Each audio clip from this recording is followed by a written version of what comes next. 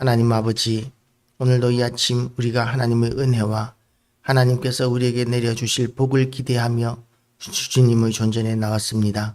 주님 앞에 나올 때마다 우리에게 선포하시는 하나님의 선하시고 기뻐하시고 온전하신 뜻이 우리에게 분별되어지게 하여 주시옵시고, 온전하신 하나님의 뜻이 선포되어질 수 있도록 또한 종의 입술을 성령의 숯불로 태우시고 거룩한 입이 되게 하시고 온전한 입이 되게 하시고 삼가하는 입이 되게 하여 주시고, 하나님이 기뻐하시는 말씀만 선포할 수 있는 입술이 되게 하여 주시길 원합니다. 하나님의 선하심을 오늘도 우리를 통하여 온 세상 가운데 드러내시기를 원하옵고, 말씀대로 우리가 변화되어지고 새로워지게 하여 주시기를 원하오며, 예수 그리스도의 이름으로 기도드리옵나이다. 아멘. 할렐루야. 오늘도 하나님의 은혜가 우리 모두에게 가득하시기를 주님의 이름으로 축복합니다. 그때 내가 또 본즉 유다 사람 아스돗과 암몬과 모압 여인을 맞아 아내로 삼았는데, 유다 사람이 아스돗과 암몬과 모압 여인을 맞아 혼인하는 일들이 일어나게 되었습니다. 피가 섞인다는 것이죠. 그런데 피가 섞이는 것, 국제 결혼 이런 것들에 대해서 문제가 되는 것이 아니라, 사실은 이 시대에 결혼을 한다는 것은 그 상대방의 신앙과 신을 받아들이는 것을 의미합니다. 그 다른 나라의 신을 받아들인다는 의미가 혼인 관계에 있기 때문에, 여기서 혼인을 하였다는 것은 여호와 하나님 말고 다른 신들도 섬기겠다라는 그런 것을 의미하는 것이죠. 이런 것은 용서할 수 없습니다. 그들의 자녀가 아스돗 방언을 절반쯤 하여도 유다 방언은 못하니 그 하는 말이 각 족속의 방언이므로, 이렇게 말도 통하지 않고 민족의 동질성이 무너져서 그렇게 이질적이 되어져 버리는, 같은 날 안에서 이질적이 되어버리는 이런 일들이 이방 백성들과의 결혼을 통해서 나타나게 되었습니다. 이것은 하나님이 기뻐하시는 모습이 아닙니다. 물론 지금 이 시대는 이제 교회 안에서도 많은 그런 국제 결혼들이 일어나고, 그리고 그 다문화 민족이, 다문화라고 그러죠. 그 다민족 사회가 되어가고 있는 상황에서 우리나라는 그들을 용납하는 것을 훈련해야 합니다. 연습해야 합니다. 그런데 교회에서는 어떠냐? 교회에서도 물론 교회 안에서도 그렇게 결혼하는 사람들이 있는데 원칙이 있어야 합니다. 어떤 원칙이 있어야 하느냐 하면, 적어도 그리스도 안에서 하나여야 한다는 것이죠. 국제 결혼을 할 때에, 국제 결혼을 할지라도 그 아내로 맞이하거나 남편으로 맞이하는 사람이 그리스도 안에 있어야 한다는 그 대원칙만큼은 지켜져야 합니다.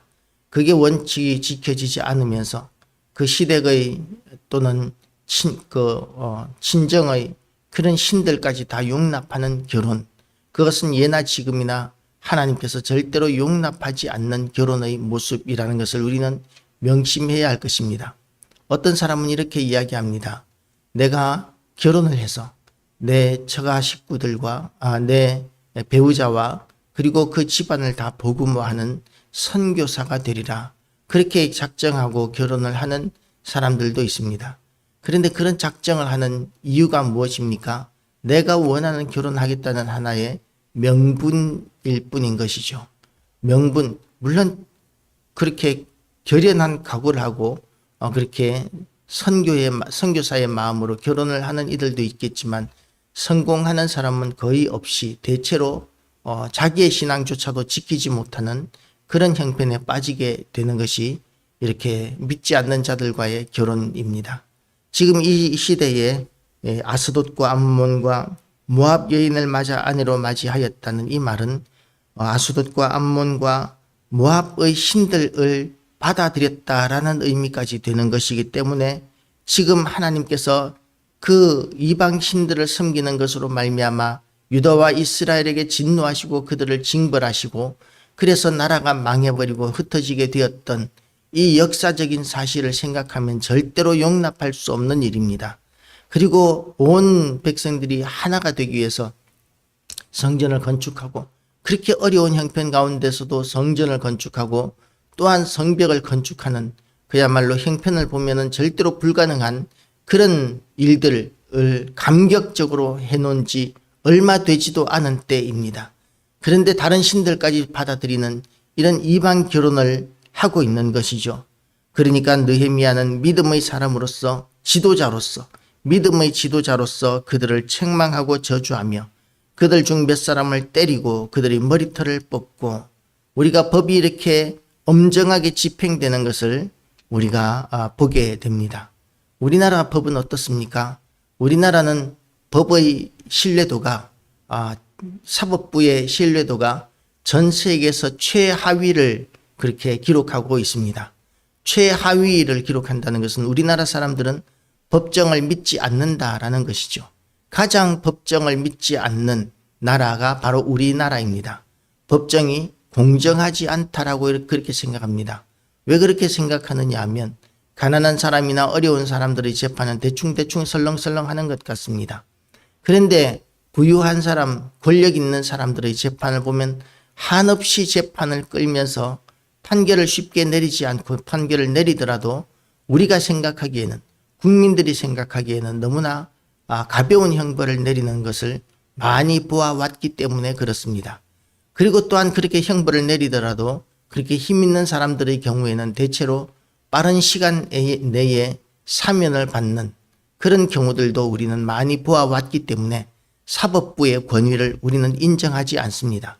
사법부는 힘 없는 사람들에게 힘을 휘두르는 권력을 휘두르는 집단에 불과하지 그것이 나라의 질서를 온전히 세우는 그런 집단이라고 그런 국가의 중요한 기관이라고 생각하지 않는 사람이 굉장히 많아졌습니다.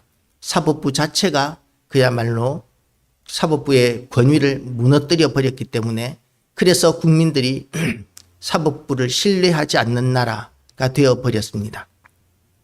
이것은 합당하지 않은 모습인 것이죠. 사법부의 권위가 바로 세워져야 하고 그리고 또한 법은 누구에게나 공정하게 집행되어야 합니다. 힘 있는 사람에게나 가난한 사람에게나 엄정하게 집행되어져야 합니다. 그러면 누구에게 유리하냐 하면 힘없고 가난한 사람들에게 유리합니다. 왜냐하면 법이 엄정하게 집행되지 않으면 힘 있는 사람, 부유한 사람은 자기 마음대로 얼마든지 자기의 힘을 사용할 수 있지만 가난한 사람들은 힘없고 가난한 사람들은 하소연할 곳이 없어지게 됩니다. 그래서 힘 있는 사람들은 법이 장애물이 되지만 힘 없는 사람들에게는 울타리가 되고 보호막이 되어 주어야 하는 그것이 법의 정신이죠. 물론 가난하고 힘없는 사람이라 할지라도 불법을 행했을 때는 똑같이 처벌을 받아야 합니다. 어떤 사람은 법은 힘없고 가난한 자의 것이어야 한다. 힘없고 가난한 자의 편에 서야 한다라고 이렇게 이야기하지만 그렇지 않습니다. 법은 엄정하게 공정하게 정의의 편에 서야 합니다. 법이 정의의 편에 서게 되면 힘없고 가난한 사람들은 당연히 법의 보호를 받게 되어 있습니다. 그리고 힘이 없다고 해서 힘이 없고 가난한 자라고 해서 법이 가볍게 처벌한다면 그것은 또 힘없고 가난한 자가 갑자기 힘 있는 자가 되어버리는 그런 모순이 되어버리는 것이죠. 누구든지 법 앞에서 평등하기 위해서 힘 있는 자나 힘 없는 자나 누가 범죄했는가에 따라서 형량이 달라지는 것이 아니라 누가 범죄했든지 간에 무슨 범죄를 저질렀느냐에 따라서 형량이 같아져야 하는 것, 그것이 바로 법 앞에서 모두가 다 평등해지는 것이고 그리고 또한 그것이 정의에 해당하는 것이죠. 우리나라 사법부는 그것에서 국민들의 신뢰를 얻지 못했기 때문에 세계에서 가장 불신받는 사법부가 되어버렸다라고 이렇게 이야기할 수 있습니다. 그런데 느헤미야의 법정은 어떻습니까? 느헤미야의 법정은 힘 있는 자들이라도 인정사정 없이 그렇게 법이 엄정하게 집행되어 있습니다. 그리고 그들에게 다시는 다른 민족들의 딸들을 데려오지 아니하겠다고 하나님을 가리켜 맹세하게 합니다. 그들의 머리털을 뽑기도 하고 심지어는 때리기도 하고 그렇게 하면서 힘 있는 사람들이 백성들 앞에서 매맞는 것이 얼마나 모멸감을 주는 일이겠습니까? 그런데 잘못을 저지른 자들에게는 지위 고하를 막론하고 이런 일을 저지르고 있는 것이죠. 옛날에 우리나라에 그런 일이 있었습니다. 어떤 양반이 그 집안의 종을 너무나 가혹하게 그렇게 죽여버렸습니다. 너무나 가혹하게. 그야말로 남편이 그 여종을 너무 좋아해서 그렇게 그 여종을 데리고 노니까, 그러니까 그 안부인이, 이 부인이 그 여종을 너무나 가혹하게 그렇게 죽여버리는 그런 일들이 일어나서 이거는 사람이 할 일이 아니다 라고 이렇게 생각을 해서 세종대왕이 그 일에 대해서 처분을 하고자 했었습니다. 그런데 상소문이 막 올라옵니다.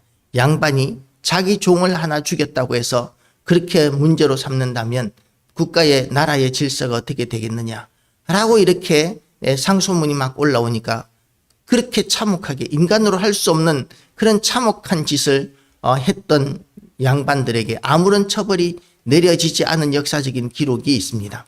그렇게 법이 엄정하게 지켜지지 않는 것이 당연한 그런 시대도 우리나라에 있었고, 그리고 지금도 그렇게 엄정하게 집행되지 않는 것 때문에 많은 사람들이 사법부를 불신하고 있는 시대, 교회 안에서는 또 무슨 그런 질서에 대한 법 집행이 있느냐 하면 잘못한 일들에 대해서 너무나 많은 교회의 지도자들이 이것은 은혜로 처분해야 한다.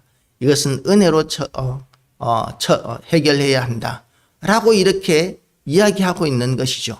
은혜로 해결해야 하는 문제가 있습니다. 예를 들어서 어떤 성도가 범죄를 저질렀습니다. 그런데 모든 성도들이 모릅니다. 그러면 그런 문제는 은혜로 처분할 수 있습니다.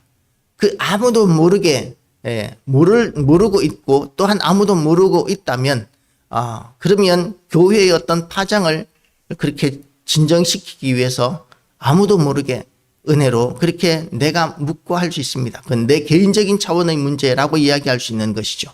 그런데 소문이 나버렸습니다. 저 사람이 저런 짓을 저질렀대 라고 이렇게 소문이 나면 덮어놓을 수 없습니다. 덮어놓으면 죄를 묵고하는 것이 되고, 그러면은 죄를 짓지 않은 다른 사람들도 그와 같은 것들이 그렇게 문제가 되지 않는 것처럼 여겨지는, 죄에 대해서 둔감해지는 그런 결과를 가져오기 때문에 그렇습니다.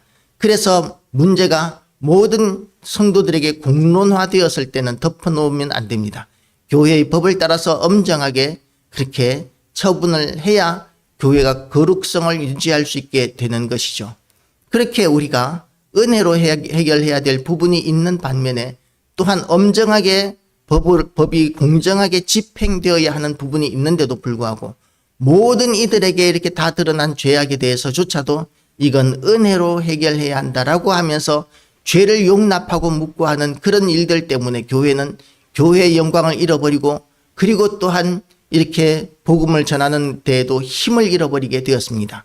교회가 교회의 영광을 잃어버리니까 사람들이 교회를 신뢰하지 않고 교회에 나오지 않으려고 하는 사람들이 얼마나 많아졌는지 모릅니다.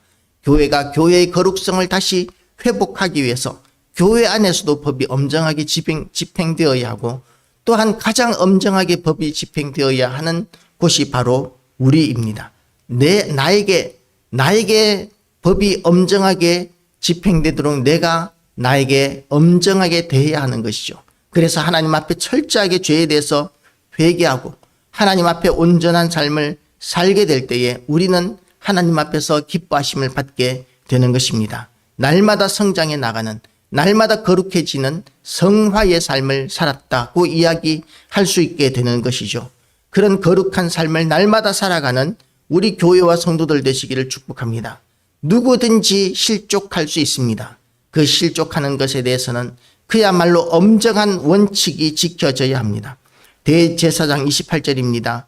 대제사장 엘리야십의 손자 요야다의 아들 하나가 홀은 사람 산발랏의 사위가 되었으므로, 엘리야십은 성벽을 건축하는 일에 있어서도 열심을 내었던 협조적인 사람이었었는데, 그런데 그 사람의 손자 하나가 홀은 사람 산발랏의 사위가 되었으므로, 산발랏이 어떤 사람이냐 하면 성벽을 건축할 때에 끊임없이 회방하고 방해하고 분열시키고 이스라엘 유대인들을 분열시키고 공격했던 사람, 그런 사람이 산발락, 그야말로 대적 중의 대적입니다.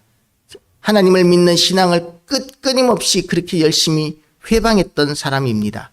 그런데 그런 사람과 사돈 관계를 맺고 있는 것이죠. 그 일을 통해서 느헤미야는 어떻게 합니까? 내 하나님이여 내가 쫓아내어 나를 떠나게 하였느니라. 제사장 직분에서 떠나게 하고 그렇게 쫓아내 버렸다라는 것이죠. 제사장조차도 대제사장조차도 그렇게 법과 원칙을 어겼을 때에 엄정하게 처벌하는 것 쉽지 않은 문제입니다. 예수님 당시의 성전에서는 그야말로 시장판이 벌어지고 있었는데도 불구하고 아무도 거기에 대해서 타치하지 않았습니다. 예수님만이 성전에서 그렇게 돈 바꾸는 자들의 그 상을 뒤엎고 그렇게 양과 소들을 쫓아내고 하는 그런 일들을 하면서 성전 정화 일을 하셨던 것이죠. 그 이외에는 성전 안에서 그런 부도덕하고 부정한 일들이 일어나는 가운데 있었을지라도 아무도 거기에 대해서 함부로 하지 못했습니다. 왜냐하면 그 배후에 대제사장이 있기 때문이었습니다. 그런데 느헤미야는 대제사장이라 할지라도 그의 잘못에 대해서 그것을 추궁하고 그것도 자기가 잘못한 게 아니라 손자가 그렇게 잘못된 결혼을 한 것으로 말미암아 그를 쫓아내는 그런 일을 하고 있는 것이죠. 우리는 우리의 가족에 대한 우리의 영향력이 끼치는 자들에 대한 그런 책임감을 가져야 할 것입니다. 그런 책임을 가지고 우리의 영향력이 끼치는 모든 이들에게 하나님의 영광이 미칠 수 있도록 교회의 영광과 성도의 영광을 회복할 수 있도록 우리가 작용해야 하는 노력해야 하는 그런 책임과 의무와 사명이 있는 줄 알고 오늘도 우리의 자녀들의 믿음과 또한 우리의 가족의 믿음을 새롭게 우리가 돌아보는 그런 열심을 내는 교회와 성도들 다 되시기를 주님의 이름으로 축복합니다. 기도하시겠습니다. 하나님 아버지, 오늘도 우리에게 은혜의 말씀을 허락하여 주심을 감사드립니다. 하나님, 참으로 원칙이 지켜져야 하는데 원칙이 지켜지지 않아서 겪어야 하는, 지불해야 하는 그런 비용들이 교회에서나 개인으로서나 또는 국가적으로나 그 비용이 너무나 많음을 우리가 발견하게 됩니다. 하나님 아버지, 우리가 원칙, 올바름, 정의를 다시 한 번 더 붙들게 하여 주시옵시고 우리가 특별히 또한 우리의 온전한 믿음과 하나님의 말씀을 붙들고 이 세상을 다시 한 번 더 바로 세워 나가는 거룩한 일, 세상을 변화시켜 나가는 일, 우리가 그런 일들의 주인공이 되게 하여 주시고 오늘도 그런 날 되게 하여 주시옵소서. 오늘도 우리의 기도의 문을 열어 주시옵시고 우리가 기도하는 것을 통하여 하나님 영광 받으시기를 원하오며 예수 그리스도 이름으로 기도드리옵나이다. 아멘.